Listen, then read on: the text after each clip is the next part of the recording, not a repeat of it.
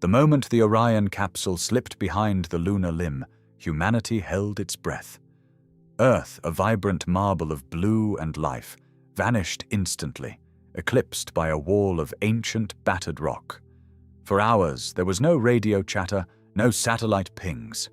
The Artemis II crew was suspended in a silent, cosmic void, staring directly at a landscape that has remained hidden from human eyes for decades. Now the silence is broken, and the data is in. We finally have the definitive, high-definition visual record of the lunar far side. This is what the crew actually found in those shadows. The Artemis II mission has successfully executed its historic, free return trajectory, bringing humanity back to deep space and delivering the most advanced visual documentation of the lunar far side ever captured. Unlike previous generations of lunar exploration, which were constrained by mid-20th century technology, the crew of Artemis II utilized state-of-the-art ultra-high-definition optical systems to record their journey over the hemisphere that permanently faces away from Earth. They were not just observers, they were active scientists mapping a profoundly alien terrain. The newly transmitted images and sensor data reveal a crust heavily scarred by billions of years of cosmic bombardment, entirely devoid of the smooth basaltic plains that define the nearside. By analyzing this newly acquired visual evidence, researchers are finally observing the violent geological history that caused the two halves of our moon to evolve so drastically differently. The transition into the shadow of the moon marked a physical and psychological threshold that defined the true nature of this deep space expedition. As the Orion spacecraft approached and swept over the lunar far side, the familiar landmarks of the near side receded entirely. In their place, the crew documented a terrain that proved to be fundamentally more rugged and relentless than any orbital model could fully convey. From a strict scientific perspective, the images brought back from the far side confirm its status as a pristine, chaotic laboratory of impact history. Because this hemisphere lacks the massive lava flows that resurfaced much of the near side billions of years ago, the visual data retrieved by Artemis II preserves a nearly uninterrupted record of asteroid and comet strikes. The crew looked out upon and photographed a surface almost entirely composed of bright, mountainous highlands, characterized by an incredibly high density of impact craters overlapping one another in a violent geological tapestry. The visual evidence captured by the spacecraft's exterior and interior cameras highlights this stark difference, visually emphasizing the immense thickness of the far side crust, which historically prevented rising magma from forming the smooth seas we easily observe from Earth. Among the most scientifically significant features the crew observed and recorded was the South Pole-Aitken Basin. This immense structure, stretching nearly 2,500 kilometers across, dominates the southern hemisphere of the hidden side. Looking down into this massive depression, the astronauts photographed a site where a colossal impact once punched deep into the lunar crust, exposing materials that scientists believe originate from the moon's deep mantle. The sheer scale of this basin was captured in unprecedented detail, revealing the complex layering of ejecta and debris thrown out during the ancient impact event.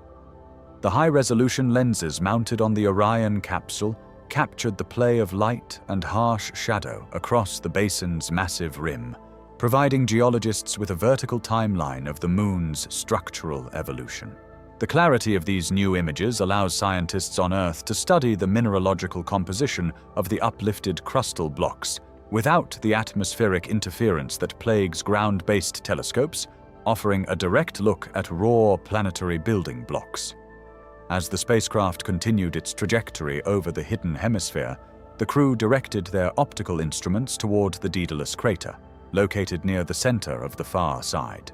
The footage of Daedalus presents a textbook example of a complex impact crater, featuring a prominent, sharply defined central peak and massive terraced walls that have slumped inward over the eons. For the scientific community, the documentation of this crater represents a crucial milestone. Because of its specific geographic location, Daedalus is completely shielded from the cacophony of electronic noise, radio waves, and microwave signals generated by human civilization.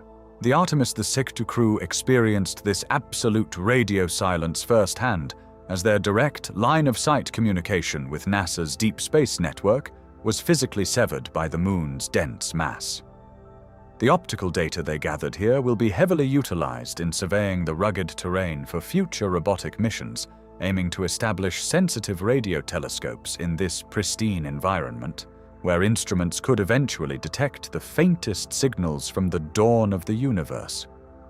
The visual experience documented by the crew was profoundly defined by the complete absence of Earth light. On the near side, our planet reflects a massive amount of sunlight, providing a soft blue glow to the lunar night. On the far side, however, the crew reported and photographed an absolute, total darkness when facing away from the sun. The imagery shows background stars that do not twinkle, shining as steady, piercing points of light against a void of perfect, unyielding black. Where the sun did strike the lunar surface, the lack of an atmosphere meant there was absolutely no atmospheric scattering of light. The photographs reveal shadows that are not grey or soft, but ink black and razor sharp, creating a high-contrast environment that severely challenged human depth perception. To accurately navigate and map this deceptive lighting, the crew relied heavily on the spacecraft's sophisticated laser altimeters and synthetic aperture radar. The resulting datasets perfectly correlate the stunning visual observations with hard topographic data, proving the synergy of human intuition and machine precision that NASA required for this flyby. The geological diversity of the far side was further illuminated by close-up observations of Mare Moscoviense, one of the extremely rare lunar seas located on the hidden hemisphere. Sitting deep within a large, multi-ring impact basin, it provided the crew with a rare visual glimpse of far-side volcanic activity. The high-definition video feeds recorded the precise contact points where the dark basalt meets the lighter, heavily fractured highland material. By capturing these specific boundary lines under ideal orbital lighting conditions, the crew provided researchers with the exact visual context needed to understand the thermal history of the lunar interior. Every photograph and every sensor reading taken during this specific pass added critical, high-fidelity data points to the ongoing puzzle of the Moon's thermal and crustal asymmetry. The human-directed photography proved utterly invaluable here, capturing fleeting lighting conditions and specific angles of interest that pre-programmed automated probes had previously missed or underexposed. As the Orion capsule neared the end of its far-side transit, the crew systematically documented the densely packed impact scars of the Northern Highlands. This terrain resembles a heavily bombarded battlefield, serving as a physical testament to the late heavy bombardment period, nearly 4 billion years ago, when the inner solar system was saturated with destructive debris. The ultra-high-definition images map the distribution, depth, and degradation of these ancient craters with unprecedented fidelity. By analyzing the overlapping ridges and pulverized rock layers in these new photos, researchers are currently refining the established timeline of planetary formation and the exact period when conditions for life might have stabilized on Earth. Artemis II effectively utilized the Moon as a giant, dusty history book, and the crew brought back the highest quality optical scans of its oldest, most battered pages. The data harvested from this far-side flyby extends directly into the strategic planning and risk assessment of the broader Artemis program. Understanding the gravitational anomalies and the exact topography captured in these new images is mathematically essential for the safety of future polar landings. The lunar South Pole, which lies at the edge of the far side's influence, contains permanently shadowed regions where water ice is confirmed to exist. The flyover performed by the Artemis II crew provided the necessary wide-angle and zoomed contextual imagery, showing exactly how these polar regions connect to the broader, treacherous geography of the far side.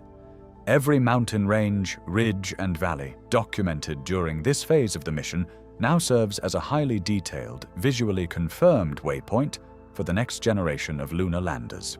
The narrative of the far side has permanently shifted from a realm of mystery and grainy satellite imagery to a landscape defined by precise scientific data and stunning human-captured photography.